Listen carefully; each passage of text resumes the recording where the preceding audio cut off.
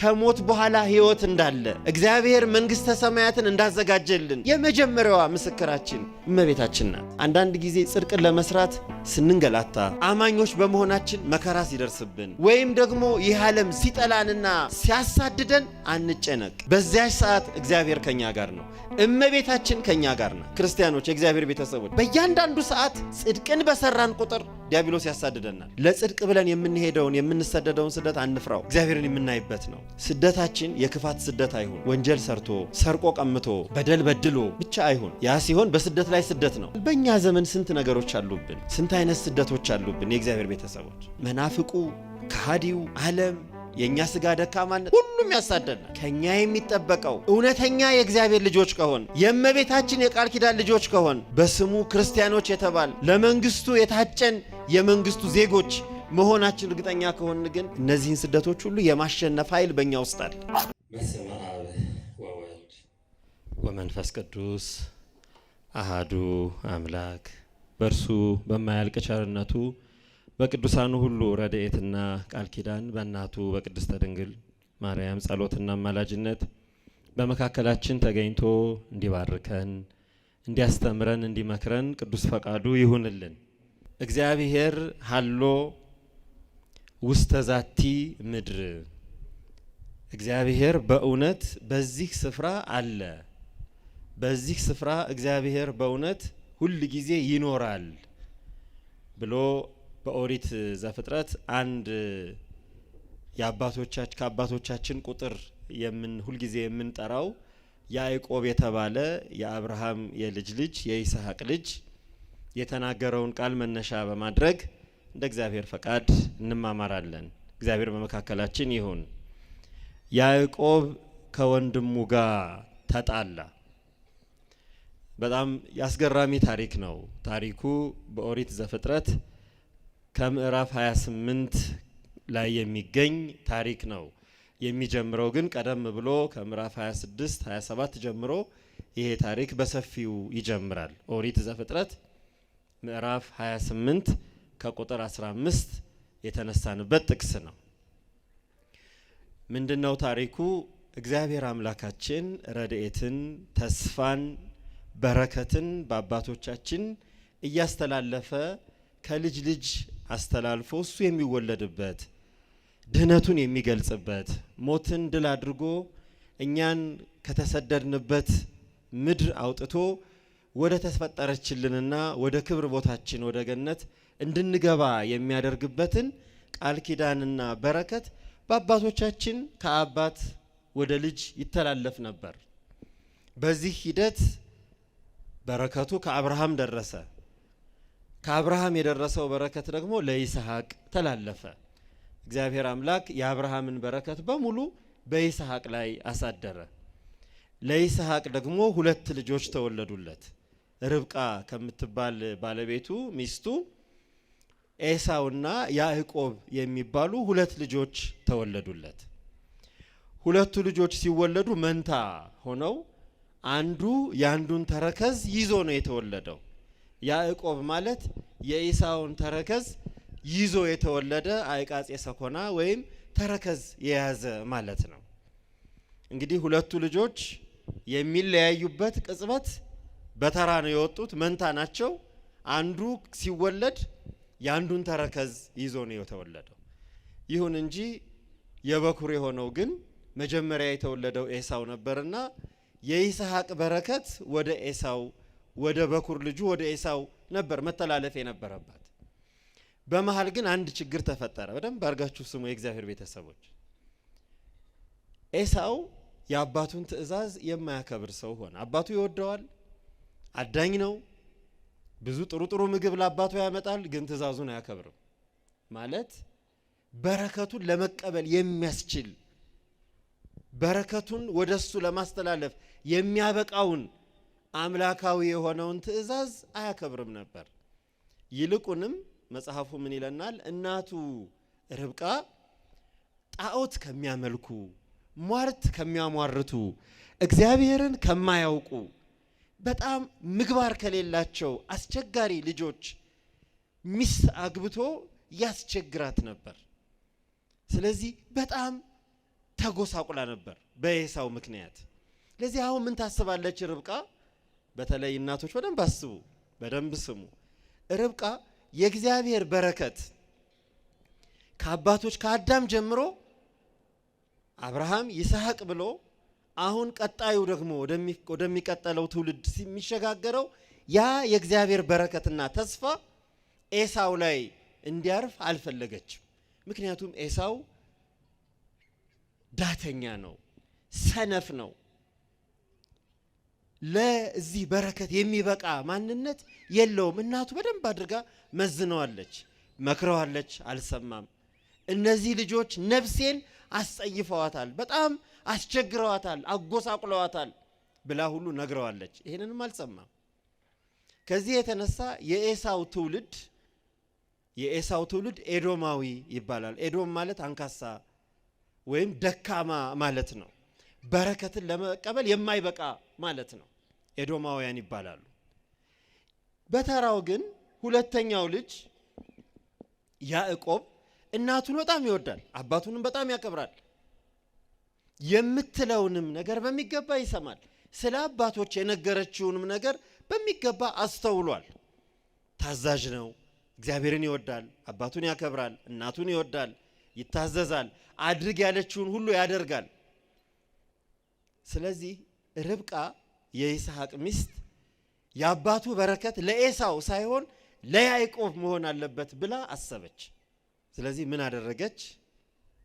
ይስሐቅ ባረጀ ጊዜ፣ በረከትን ለመስጠት ዝግጁ በሆነ ጊዜ፣ ከመሞቱ በፊት ኤሳውን ጠርቶ የበኩር ልጁ ስለሆነ አርጅቷል፣ ዓይኑን ማየት ደክሟል፣ ልጄ አሁን ከአባቶቼ የተቀበልኳትን በረከት የምሰጥበት ቀን ደርሷልና ሳልሞት እንድባርክህ ጥሩ ነገር ሰርተህ አምጣልኝ፣ ከበረሃ ጥሩ ነገር አድነህ ያንን በሚገባ አድርገህ ነፍሴን ደስ አሰኛትና ቡራኬውን ልስጥህ ሲል ርብቃ ሰማች። ማን ነው ይሄን ያለው?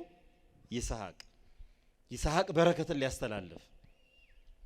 በዚህ ጊዜ እናቱ አይ ይችማ ታላቋ በረከት ዓለም የሚድንባት፣ ትውልድ የሚድንበት፣ ክርስቶስ የሚወለድበት ተስፋና በረከትማ ለኢሳው አትሆንም። የምትሆነው ለልጄ ለዚህ ለጥሩ ልጅ ለደጉ ልጅ እግዚአብሔርን ፈሪሃ እግዚአብሔር ላለው ጥበብ ለተሞላው አባት እናቱን ለሚያከብረው ለሱ ነው መሆን ያለባት ብላ ያዕቆብን ጠራችና በል አሁን መጀመሪያ ጥሩ ወጥ እሰራልሃለሁ፣ ከወንድምህ ብኩርናውን ትቀበላለህ። ከዚያ በኋላ ደግሞ ለአባትህ ታበላና አባትህን በሚገባ ተንከባክበህ ብኩርናህን ይዘህ ከአባትህ ደግሞ በረከትን ትቀበላለህ አለችው። ብልጥ እናት። አያችሁ፣ እናት እግዚአብሔርን የምታከብር የወደፊቱን የምታይ ልጆቿን በበጎ ነገር የምትቀርጽ የመጀመሪያዋ ትምህርት ቤት እናት ናት። የልጆቿን ሁሉ መንገድ በደንብ አድርጋ የምታይ ማለት ናት። እንዳለችው አድርጎ በረከቱም ብኩርናውም ለያዕቆብ ሆነ። ኤሳው ተታሎ ብኩርናውን ሸጠ። እንደገና ሁለተኛ ጊዜ ደግሞ አባቱ ሊሰጠው የነበረውን በረከት ያዕቆብ ወንድሙ ቀማው። ደካማ ስለሆነ ብቁ ስላልሆነ እግዚአብሔር ያዕቆብ በሰራው ስራ አልተከፋም፣ በረከቱን ለያዕቆብ ሰጠ። ይሄ ታሪክ ግን በኋላ በወንድማማቾቹ መካከል ጠብ ፈጠረ። ኤሳው ባወቀ ጊዜ ብኩርናውንም መሸጡን በረከቱንም መቀማቱን ባወቀ ጊዜ ወንድሙን ያዕቆብን አሳደደ። ያዕቆብም አሁንም እናቱ በል አሁን ወንድምህ ሳይገድልህ ተነስና ወደ ዘመዶች ሀገር፣ ወደ አባቴ ሀገር፣ ወደ ናኮር ሀገር፣ ወደ ላባ ሀገር ወደዚያ ሂድ ብላ ልጇን ስንቅ አስቋጥራ በሌሊት ሸኘችው። ያ ልጅ ሩቅ መንገድ ያዕቆብ ወንድሙ እንዳይገድለው፣ ኤሳው እንዳይገድለው አዳኝ ነው፣ ተናዷል። መንገድ ተሰደደ። ያዕቆብ ከቤቱ ከእናትና አባቱ ቤት ተሰዶ ወደ ሌላ ዘመዶች ጥገኝነት ወደሚያገኝበት ከለላ ወደሚያገኝበት ቦታ ተሰዶ ሄደ። ታዲያ በመንገድ ላይ እየሄደ እያለ መሸ። ሲመሽ በፍርሃት ውስጥ ሆኖ አንዲት ድንጋይ ተንተርሶ ሎዛ የምትባል ቦታ ላይ ተኛ ይላል መጽሐፍ። ፍኖተ ሎዛ ወይም ደግሞ በሎዛ መንገድ እያለ ሎዛ የምትባል አንዲት ከተማም አገርም አይደለችም፣ እንዲሁ መንገድ ናት፣ ገጠር መንገድ። እዚያች ጋር ሲደርስ ያዕቆብ ተኛ። ተኝቶ ተሰዶ ነው የሄደው። ምን ሆኖ ነው? ወንድሙ እንዳይገለው ተሰዶ ነው የሄደው። ተኝቶ እያለ በሌሊት ህልም አየ። ያስገርማል። እግዚአብሔር በረድኤት እንዳልተለየው ለመግለጽ እሱን ብቻ አይደለም የተረከበውንም የበረከት ኃላፊነት የትውልድ ኃላፊነት እንዳጸደቀለት ሊነግረው ያዕቆብ በተኛበት ከምድር እስከ ሰማይ መሰላል ተዘርግቶ የብርሃን መሰላል አስገራሚ መሰላል በላይዋ ላይ እግዚአብሔር ተቀምጦባት መላእክት ሲወጡባት ሲወርዱባት መሰላል አየ። አሁን እንግዲህ እኔና እናንተ ብንሆን በፈራንበት ወንድማችን በሚያሳድድበን ቦታ በገጠር ቦታ ሰው በማናውቅበት ቦታ ላይ ተኝተን ማየት የምንፈልገው ነገር ቢኖር በቃ ቅዱስ ሚካኤል ሰይፍ ይዞ ቅዱስ ገብርኤል ጋሻና ጦር ይዞ አይዞህ ብሎ እንዲጠብቀን ነበር የምንፈልገው። እግዚአብሔር ግን ለያዕቆብ ያሳየው ይሄንንም ሌላ የትውልድም አንተ ብቻ አይደለም ትውልድ ሁሉ የሚድንባት እመቤታችንን በመሰላል መልክ አየ። ትውልድ ሁሉ የሚድንበትን የድህነት ቃል ኪዳን ያዕቆብ በፍኖተ ሎዛ ተኝቶ በስደት ላይ እያለ ይችን ነገር ተመለከተ። ሌሊቱ ነጋ። ያዕቆብ ሲነቃ በጣም ደነገጠ። ባየው ነገር በጣም ተገረመ። እግዚአብሔር በረድኤት ከሱ ጋር እንዳለ በሚገባ ተረዳ። የሚሰደዱ ሰዎች በተለይ ለጽድቅ የሚሰደዱት ብዙ አይነት ስደት አለ። የፖለቲካ ስደት አለ፣ የኢኮኖሚ ስደት አለ፣ የብዙ አይነት ስደት አለ። እዚህ ዓለም ላይ መቼም ስደት የሌለበት የለም። ይሄኛው ግን የጽድቅ ስደት ነው። እግዚአብሔርን በረከት ለመጠበቅ ከአባቶች የመጣውን ትልቁን ተስፋ ለመጠበቅ ሲል ባደረገው ተጋድሎ የመጣበት ስደት ነው ያዕቆብ። ያዕቆብ ይሄንን ስደት ወዶ የተቀበለው ስደት ነው። ፈልጎ የተቀበለው ስደት ነው። በስደት ውስጥ ላሉት ሁል ጊዜ እግዚአብሔር ከነሱ ጋር አለ። ዛሬም እውነቱን ለመናገር ክርስቲያኖች የትኛውም ዓለም የዚህ ዓለም ስደተኞች ነን። ትክክለኛ ቦታችን ይህ ዓለም አይደለም።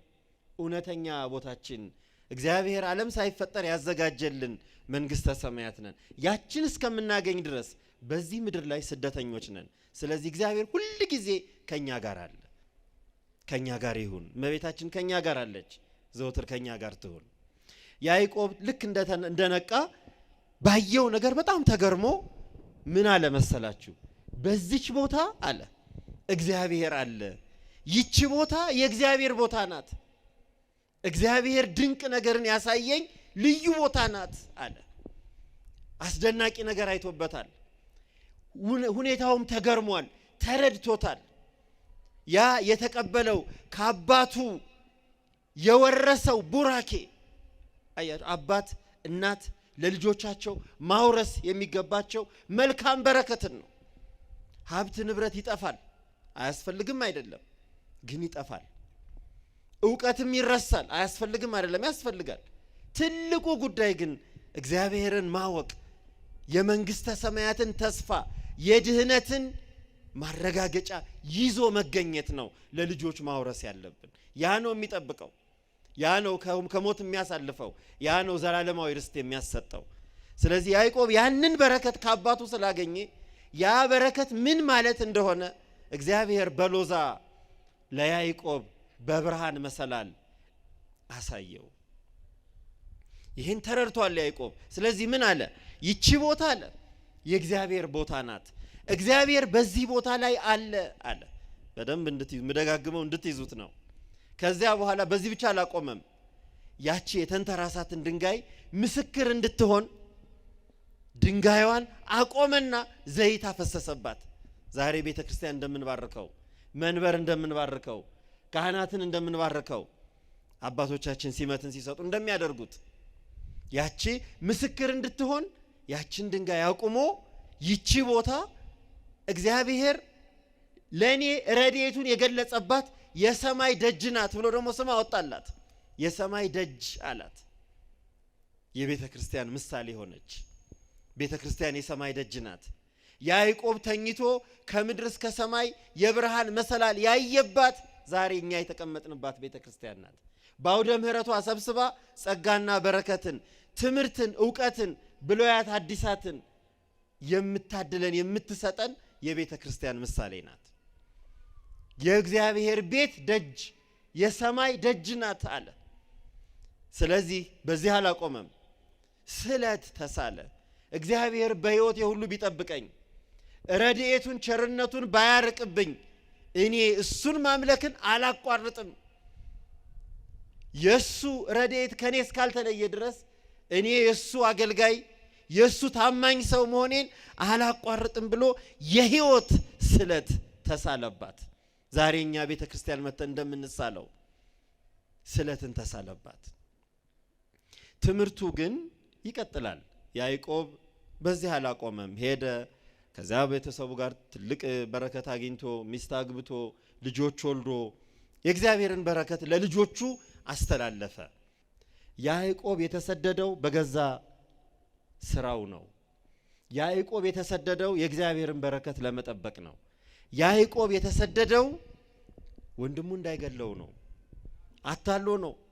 ዛሬም እናከብረው ግን ጌታችን አምላካችን መድኃኒታችንና ንጉሳችን ኢየሱስ ክርስቶስ እኛን ለማዳን ከሰማየ ሰማያት ወርዶ ከክብር መንግስቱ ሳይጎድል በእመቤታችን ማህፀን ተጸንሶ ሰው ሆኖ በቤተልሔም ከተወለደ በኋላ ሄሮድስ የንጉሱን መወለድ ሲሰማ የኢየሩሳሌም ገዢ የነበረው ሄሮድስ ልቡ ታወከ። ንጉስ መወለዱን ሲሰማ የሰማይና የምድር ንጉስ መወለዱን ሲሰማ ሄሮድስ ታወከ። ነገስታት መጥተው ሰባ ሰገል ሲሰግዱለት ወደ ቤተ መንግስቱ ጋበዘና ስለ ሕፃኑ ጠየቀ። መቼ ነው ያያችሁት ኮከቡን? የት ነው ያለው ንጉሱ አላቸው። እንነግርሃለን፣ እኛም ገና እየሄድን ነው ልንሰግድለት አሉት። ሰባ ሰገል ከሄሮድስ ቤት ወጥተው ጌታችን በተወለደበት ቦታ እጅ መንሻን አቅርበው ሊመለሱ ሲሉ የእግዚአብሔር መልአክ ተገልጾ ምን አላቸው? በመጣችሁበት መንገድ አትሂዱ፣ በሌላ መንገድ ሂዱ ብሎ በሌላ መንገድ ወሰዳቸው። ሄሮድስ ይህን ባየ ጊዜ ፈራ፣ ደነገጠ። ስለዚህ ሕፃኑን ሊገድል ፈለገ። ያ እኛን ለማዳን የመጣውን አምላክ ሄሮድስ የሚገል መስሎት በሱ ስልጣን ስር ያለ መስሎት ሕፃኑን አሳደደ። የሚጠቅመው እጅ መንሻ እንደ ሰባ ሰገል ቢያቀርብ ነበር። የሚጠቅመው ሄዶ ቢሰግድለት ነበር መንግስቱ የሚጸናው። ግን አሳደደው። ሊቁ ያዕቆብ ይህን ታሪክ የጻፈልን ያዕቆብ ዘኢየሩሳሌም ሄሮድስ ፍቅር የለበትምና በውስጡ ፍቅርን አሳደደ። ሰውን ወዶ የመጣ እኛን መስሎ ወደዚህ ዓለም መጥቶ እኛን ሊያድን የመጣውን አምላክ ሄሮድስ አሳደደው።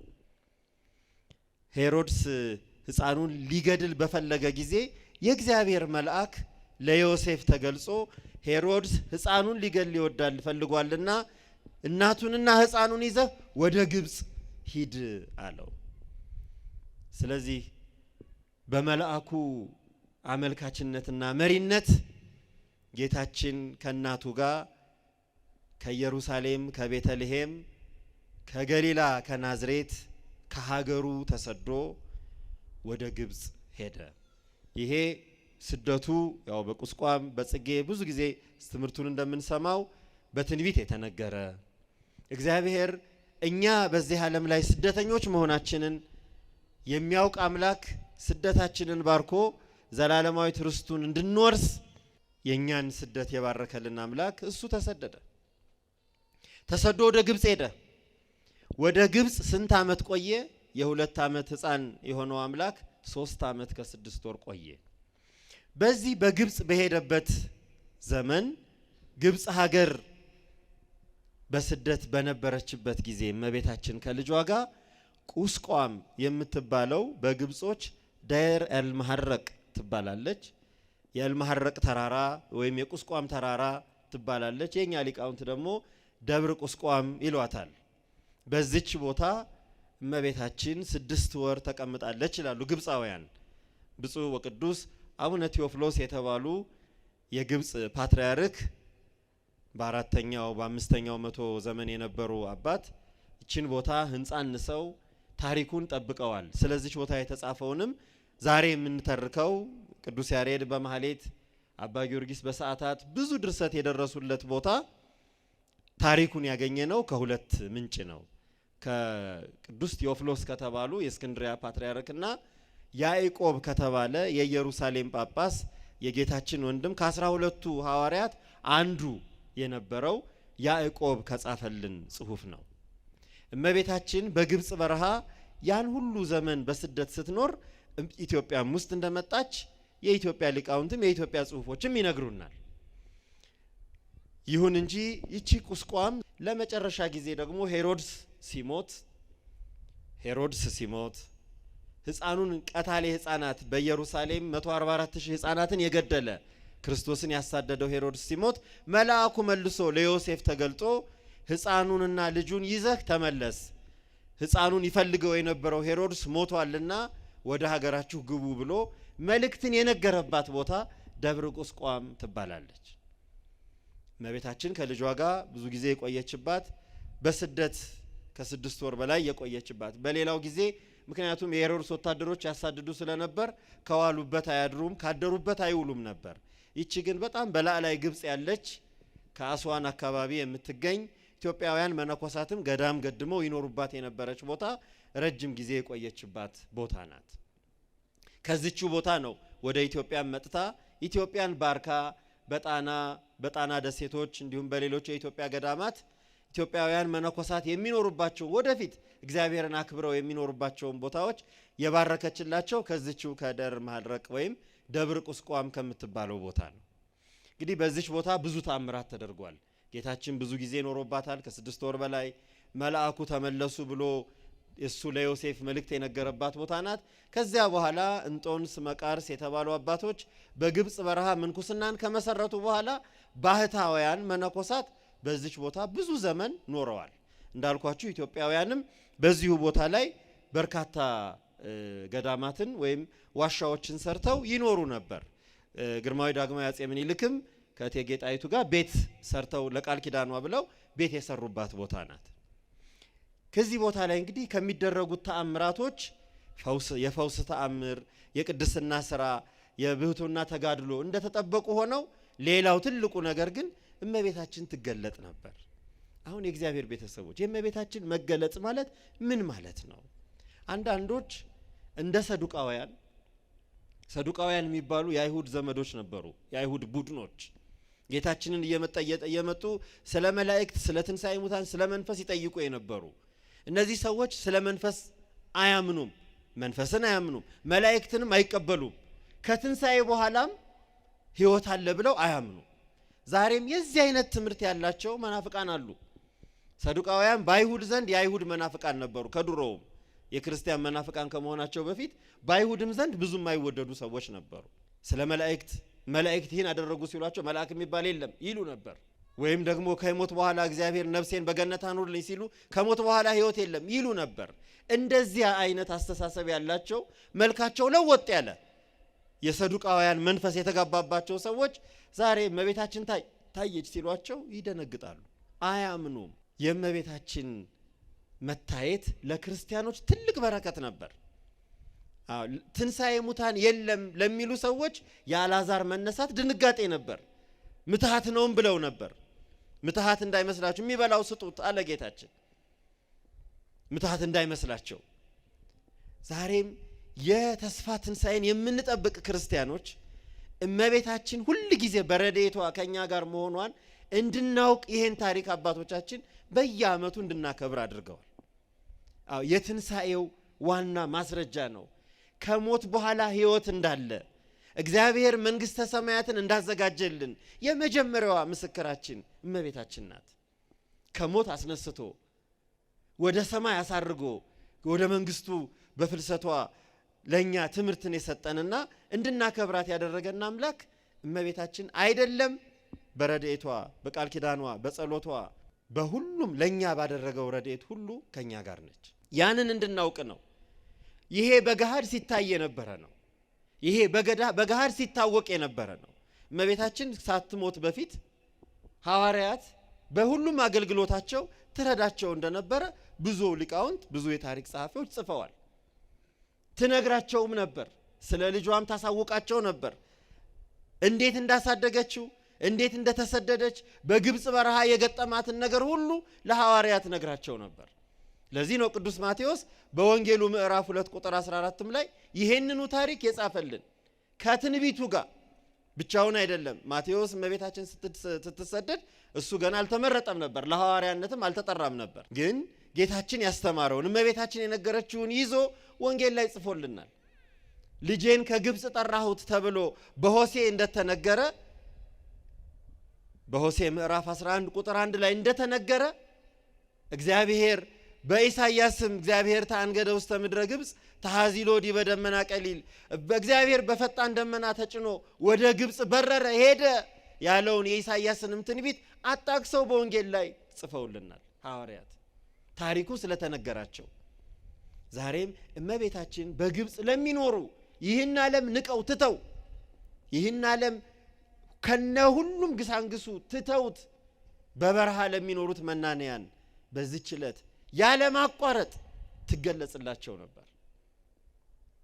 ይሄ ብቻ አይደለም። ለመናንያኑ፣ ለአማኞቹ፣ ለክርስቲያኖቹ የእግዚአብሔር ልጆች የእመቤታችን የቃል ኪዳን ልጆች ለሆኑት ክርስቲያኖች ብቻም አይደለም፣ ለማያምኑት ሙስሊሞች በነበሩ ጊዜ ለሙስሊሞቹ፣ ባልነበሩ አረቦቹ ባልነበሩበት ጊዜም በዚያ ቦታ ላይ በርበሩ ይሄ የበረሃ ቆለኛው ሁሉ ለሚኖረው ላላመነው ሁሉ እመቤታችን ትገለጽ ነበር። ይሄን ነው የምናከብረው። አዎ ዛሬም በእውነቱ የኛ ክፋት፣ የኛ አለመታዘዝ፣ የኛ ኃጢአት እንዳናይ እያደረገ ነው እንጂ እመቤታችን ሁል ጊዜ ከኛ ጋር ናት። ይሄንን ማክበር ለኛ የትንሣኤውን ተስፋ ከሞት በኋላ ያለንን ሕይወት እንድናውቅ የሚያረጋግጥልን መሰረታዊ ትምህርት ነው። እንድናውቅ ብቻ አይደለም፣ አውቀንም እንድናምን። በተለይ ምን ይላል መሰላችሁ? ቅዱስ ያዕቆብ ይህን ታሪክ በሚገባ የተረከልን እመቤታችን በስደቷ ጊዜ የነበረባትን መከራውን፣ ስደቱን የነገረን ያዕቆብ ምን ይላል? እመቤታችን በዚያ ዘመን ትሰደድ በነበረ ጊዜ ማደሪያና መጠለያ ይሰጧት የነበሩት የማያውቋት ሰዎች ነበሩ ይላል። በዚያ ዘመን ማለት ነው። አሁን የእግዚአብሔር ቤተሰቦች ያዕቆብን አስቡት።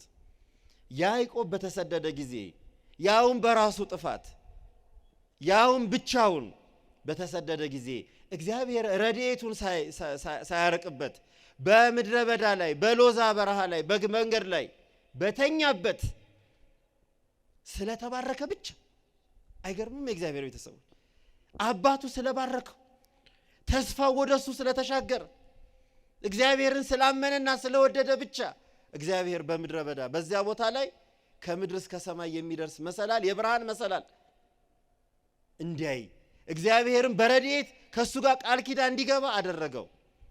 አሁን የኛ ትውልድ የሚያሳዝነው እግዚአብሔርን ራሱን የያዘችው እመቤታችን ከሱ ጋር አብራ የተሰደደችው እመቤታችን በሷ ያለውን ቃል ኪዳንና ረድኤት ለያዕቆብ በራእይ የታየችውን ሲሆን እንክደዋለን፣ ሲሆን እንሸሸዋለን፣ ሲሆን እንጠረጥረዋለን። ይሄ ለምን? የእግዚአብሔር ቤተሰቦች ይሄ ጥሩ ድንቅ የሆነ የእግዚአብሔር ስራ ነው። ያዕቆብ የተባረከው ያዕቆብ ይሄንን ትልቅ ምስጢር በምድረ በዳ በስደት እያላየ የባረከው አምላክ ግን ከመቤታችን ጋር በተሰደደ ጊዜ ለኛ ደግሞ ድንቅ ተአምራትን ያደረገባትን ይችን ቀን ማክበር ትልቅ በረከት አለው ለኛ። ያ አምላክ ያዕቆብን በስደቱ የባረከው አምላክ ነው። ያልተለየው ረድኤቱን የገለጸለት አምላክ ነው። ዛሬ ደግሞ በስደቱ በግብፅ በረሃ ላይ ያደረገውን ረድኤት ለኛ አላቆመም፣ አላቋረጠም፣ ከኛ አለየውም ብለን ዛሬ ደግሞ ምናምነው ያ ራሱ ያዕቆብን የባረከውን አምላክ ነው።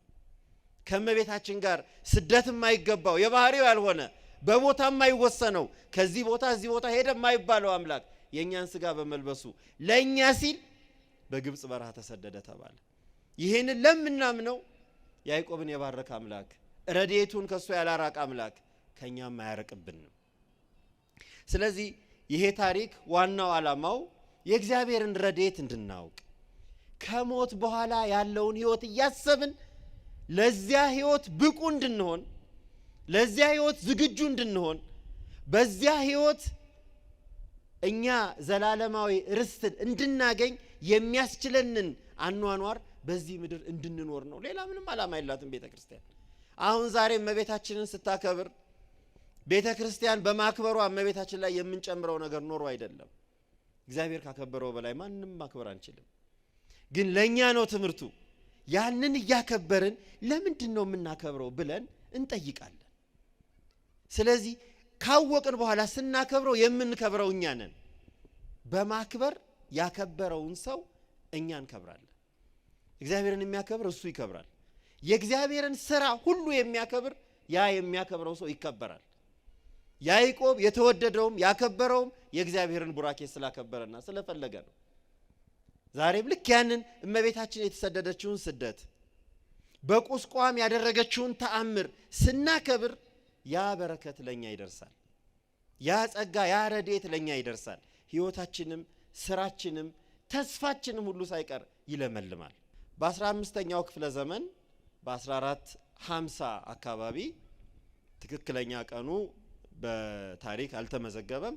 በ1451 ግን አንድ ግብፃዊ ዲያቆን ወደ ኢትዮጵያ መጣ።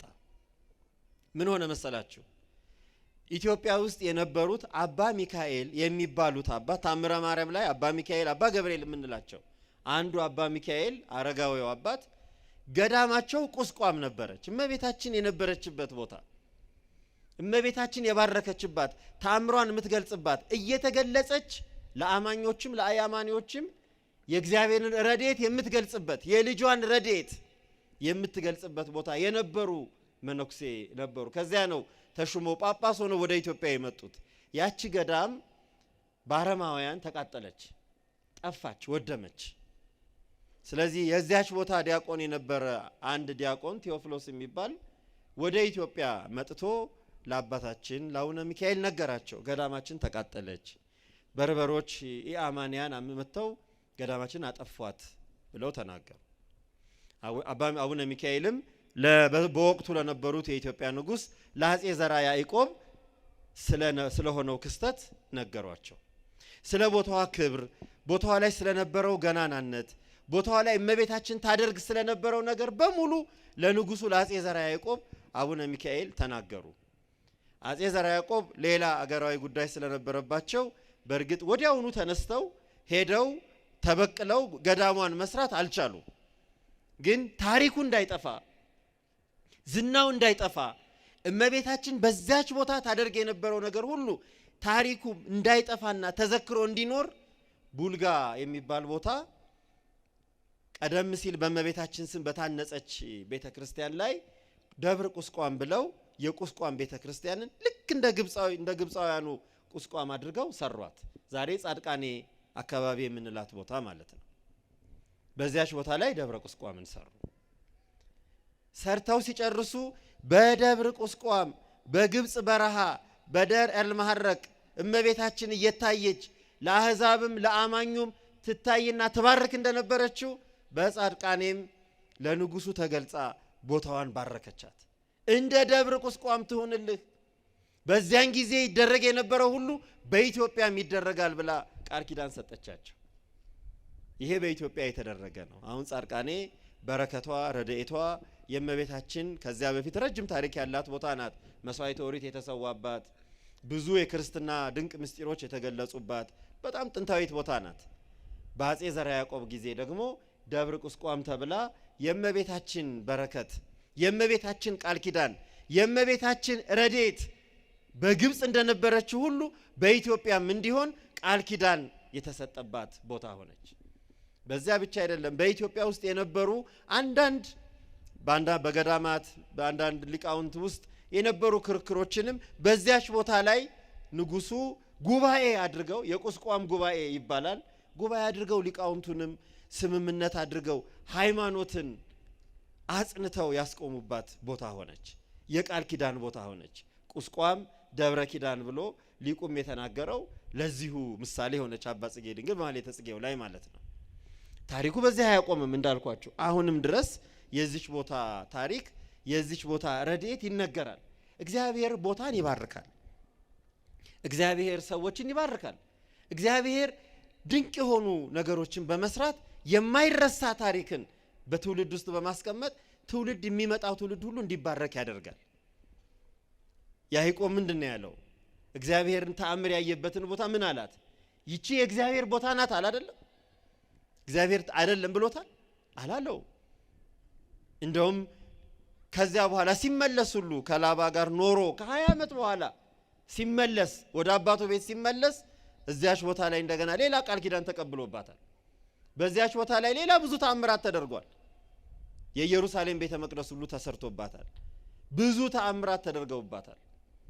ገለአድ ተብላ የሆነ ሆኖ ዋናው ነገር ለኛ የሚጠበቀው ይሄንን አንድ ቦታ አሁን ቁስቋም የሚባል ቦታን ደብር ቁስቋም የሚባል ቦታን እየዘከርንና እያሰብን በዓል ስናከብር የአንድ ቦታ ክብር ከሌላው ቦታ አስበልጠን ማድረጋችን አይደለም። በዚያ ቦታ የተደረገው ድንቅ ነገር ለኛ ሕይወት አስፈላጊ ስለሆነ ነው። በዚያ ቦታ እግዚአብሔር ያደረገው ነገር በእያንዳንዳችን ልብ ውስጥ ሁል ጊዜ እግዚአብሔር የሚያደርገው ሲሆን ነው። እግዚአብሔርን በፈለግን ጊዜ የሱን መልካሙን የሰጠንን ሕጎች በተግባር ባዋልን ጊዜ ሁሉ እግዚአብሔር ያዕቆብን በቦታ የባረከ አምላክ ባሰብንበት ሰዓት ሁሉ እኛን ይባርከናል። ሁል ጊዜ የምናስበው ያዕቆብ ለምን ተባረከ? ያዕቆብ ለምን መሰላል አየ?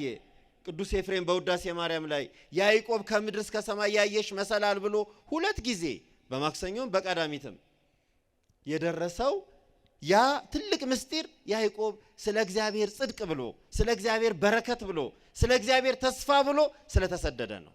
ዛሬም ይሄ ለኛ በጣም ትልቁ ትርጉም ነው። ስለ ጽድቅ ብለን ስለ እግዚአብሔር ሕግ ብለን እግዚአብሔር ስለሰጠን ተስፋ መንግስተ ሰማያት እግዚአብሔር ስለሰጠን የጽድቅ ሕይወት ብለን በዚህ ዓለም ላይ የምንሳደዳቸው ስደቶች ሁሉ በረከት እንዳላቸው እንድናውቅ ነው። ስደትን የባረከ ለበጎ ነገር መሰደድን ዋጋ እንዲኖረው ያደረገ እግዚአብሔር ነው። ራሱን ተሰዶ የባረከልን ስደት የማይገባው አምላክ ይሰደዳል የማይባለው በቦታ የማይወሰነው አምላክ ይሄንን የባረከልን በእኛ ሕይወት ውስጥ ልዩ ትርጉም ስላለው ዛሬ አንዳንድ ጊዜ ጽድቅን ለመስራት ስንንገላታ አማኞች በመሆናችን መከራ ሲደርስብን ወይም ደግሞ ይህ ዓለም ሲጠላንና ሲያሳድደን አንጨነቅ። በዚያች ሰዓት እግዚአብሔር ከኛ ጋር ነው። እመቤታችን ከኛ ጋር ናት። በዚያች ጊዜ የእግዚአብሔር ረድኤት ከኛ ጋር ነው። ያ የብርሃን መሰላል ሁሉ ጊዜ በልባችን አለ። እመቤታችን ናት። ያ መላእክት የሚወጡበት የሚወርዱበት እግዚአብሔር በላዩ ላይ የተቀመጠበት ከምድር እስከ ሰማይ ያለው ሁሉ ጊዜ ከኛ ጋር ነው። በግብጽ በረሃ እመቤታችን ስትሰደድ በዚያ ሁሉ 3 ዓመት ከ6 ወር ዲያብሎስን ድል እየነሳች አጋንንትን እያባረረች ግብጽን እየባረከች በኋላ መነኮሳት የሚኖሩበት በረሃ እንዲሆን እየባረከች ኢትዮጵያን እየባረከች ስደቱን ለበጎ ነገር እግዚአብሔር ይጠቀመዋል። ስደቱን ለጥሩ ነገር እግዚአብሔር ይጠቀመዋል። ስደቱን ለእግዚአብሔር ለበረከትና ለረድኤት ይጠቀመዋል። ይሄ ነው ዋናው። እስራኤል ከሀገራቸው ተሰደዱ፣ ግብጽ ገቡ፣ በባርነት ኖሩ። ሲወጡ የእግዚአብሔር ረድኤት 10ቱ ትእዛዛት በእግዚአብሔር ጣት የተጻፈባት ሕግ ቤተ መቅደሱ ሕጉ ስርዓቱ በዓላቱ ተሰጣቸው። እግዚአብሔር ባረከው። በስደት የምናጣው ዋናው ነገር ስደታችን የበጎ ነገር ስደት ብቻ ይሁን። ስደታችን የክፋት ስደት አይሁን። ወንጀል ሰርቶ ሰርቆ ቀምቶ በደል በድሎ ብቻ አይሁን። ያ ሲሆን በስደት ላይ ስደት ነው። ያ ሲሆን በመከራ ላይ መከራ ነው። የኃጢአት ስደት ዋጋው ሞት ነው። የጽድቅ ስደት ግን ዋጋው ሕይወት ነው። እመቤታችንን የምናይበት ነው። በስደትም ጊዜ መከራ ያበዙት ሰዎች የሉም። ተሳደዱ የተባሉት ግን ታሪካቸውን እንዲየተረክን በረከታቸውን እናገኝበታለን። ይህ ዓለም ብዙ ስደት አለው። በእያንዳንዱ ቀን ክርስቲያኖች የእግዚአብሔር ቤተሰቦች በእያንዳንዱ ሰዓት ጽድቅን በሰራን ቁጥር ዲያብሎስ ያሳድደናል። በእያንዳንዱ ጸሎት ስንጸልይ፣ ጾም ስንጾም፣ በዓል ስናከብር፣ ወንጌል ስንማር የማያደርገው የለም እኛን ለማሳደድ። ቃሉ በእኛ ላይ ፍሬ እንዳያፈራ፣ የእግዚአብሔር በረከት በእኛ ላይ እንዳያድር፣ የእግዚአብሔር ረድኤት በእኛ ላይ እንዳይሆን ዲያብሎስ ያሳዳል። እኛ ግን ጸንተን በስደቱ እንጽና። ምክንያቱም ዋጋ አለው። ከመከራው የምናተርፈው ብዙ ትርፍ አለ። ቅዱስ ጳውሎስ የምመካው በመከራዬ ነው ይላል። ከመከራው ብዙ ትርፍ አለ። ከስደቱ ብዙ ትርፍ አለ።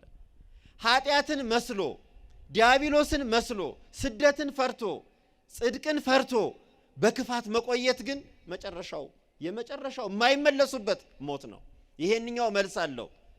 ይሄንኛው ስደት ብዙ መመለስ አለው። ሲመለሱ ደግሞ ከበረከት ጋር ነው። አብርሃም ተሰደደ፣ ሲመለስ ከብዙ በረከት ጋር አገኘ። ያዕቆብ ተሰደደ፣ ወደ ግብፅ ሄደ። መጀመሪያ ከወንድሙ ሸሽቶ ወደ ናኮር ሀገር ሄደ። በዚያ በስደቱ እግዚአብሔር ረድኤትን አሳየው፣ እግዚአብሔር ጥበቃውን አሳየው።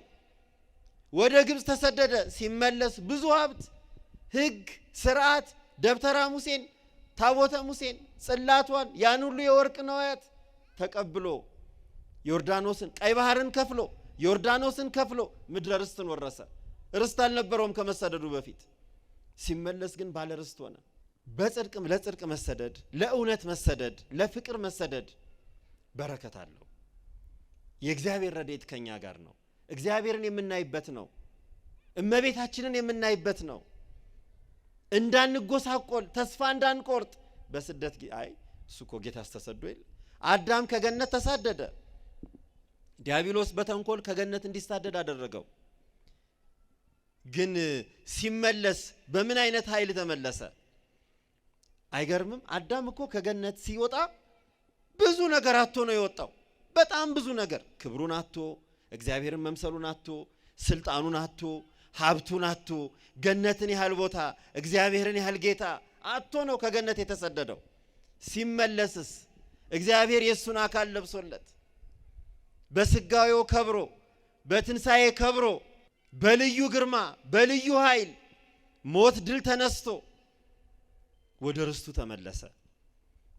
ስለተጸጸተ ንስሐ ስለገባ እግዚአብሔርም ስለወደደው ሊያድነውም ስለፈለገ እግዚአብሔር ከስደት ሲመልሰው በብዙ ክብር መለሰው። ስደት ለጽድቅ ብለን የምንሄደውን የምንሰደደውን ስደት አንፍራው። እግዚአብሔርን የምናይበት ነው። እግዚአብሔርን የምንሰማበት ነው። እመቤታችንን የምናይበት ነው። እመቤታችንን በገሃድ ሰዎች ሁሉ እያዩዋት እየባረከቻቸው የሚታይበት ነው። ስለዚህ ይህንን በዓል ስናከብር የምንረዳው የምናውቀው ነገር እነዚህን መሰረታዊ ነገሮች ነው። ትምህርቱን ለማጠቃለል በእኛ ዘመን ስንት ነገሮች አሉብን?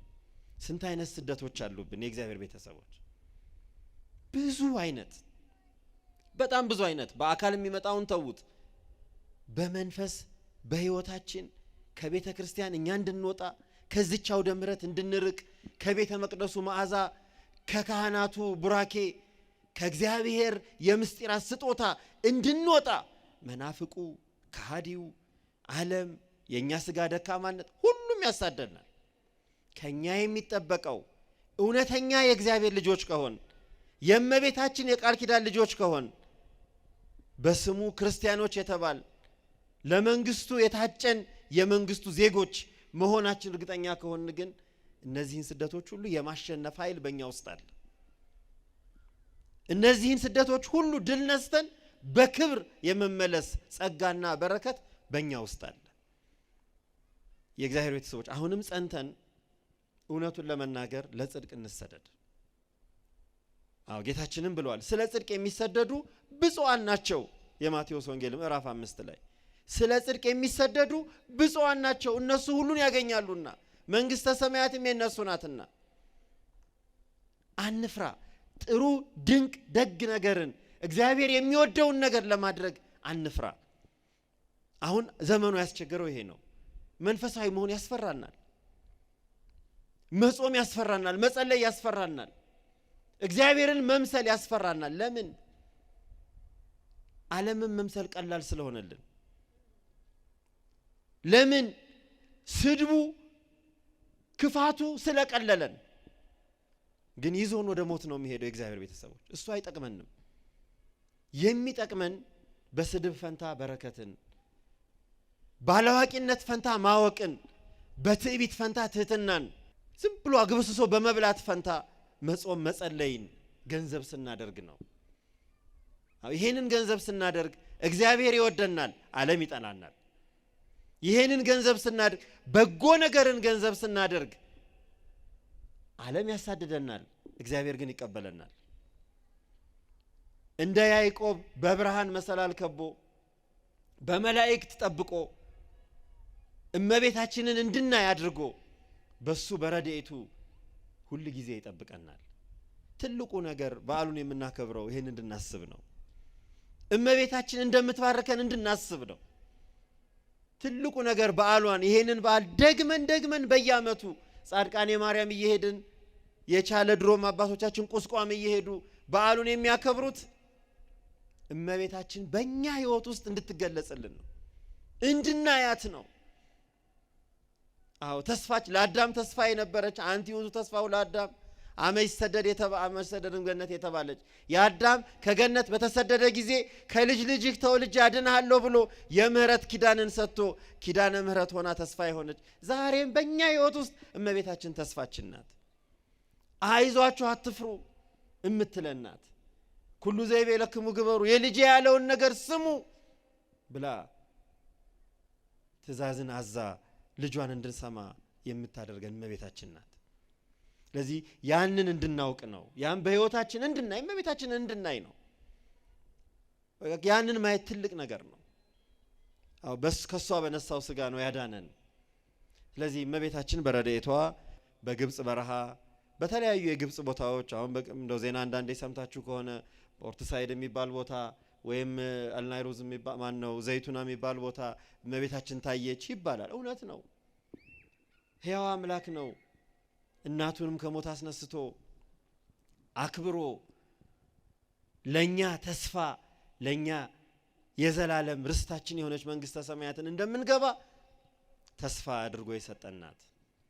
ስለዚህ ይሄን በማክበር እግዚአብሔርን በማክበር እንድናከብር ይሄን በማድረግ ደግሞ እመቤታችንን እንድናይ ቅዱስ ፈቃዱ ይሁንልን። እመቤታችንን አይተው የተባረኩ አባቶቻችን በረከታቸው ረድኤታቸው ከሁላችን ጋራ ይሁን። ከእመቤታችን ረድኤት በረከት አይለየን። ወስብሐት ለእግዚአብሔር።